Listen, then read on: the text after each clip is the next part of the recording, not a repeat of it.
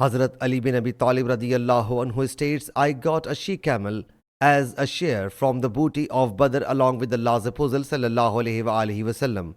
And Allah's Apostle sallallahu alaihi wasallam granted me other she-camel. One day I met both she-camels kneel down at the door of a helper's house.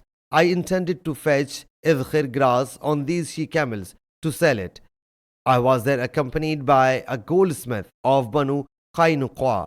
I wanted to arrange Hazrat Fatima's wedding banquet with the income of it. Hazrat Hamza bin Abdul Muttalib radiyallahu anhu was imbibing wine in that house while a slave girl was singing beside him. She said, O Hamza, these are nice fat she-camels. Hazrat Hamza radiyallahu anhu pounced upon them with his sword, cut off their humps and cleaving their abdomens. He pulled out their livers. The reporter says that he asked Ibn Shihab, did he take anything of the humps? He replied, he chopped the humps and took them away. Ibn Shihab says that Hazrat Ali radiyallahu anhu said, when I witnessed this pathetic scene, I went straight to the Prophet sallallahu alaihi wasallam while Hazrat Zayd bin Haritha radiyallahu anhu was also present there. I notified him of this episode.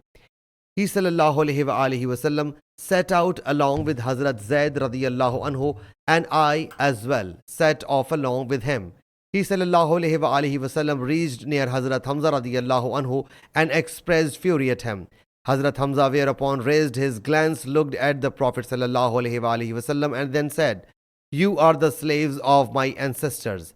Hearing it, Allah's Apostle sallallahu alaihi wasallam turned on his heel and came back. Sahih Muslim Hadees number 5099.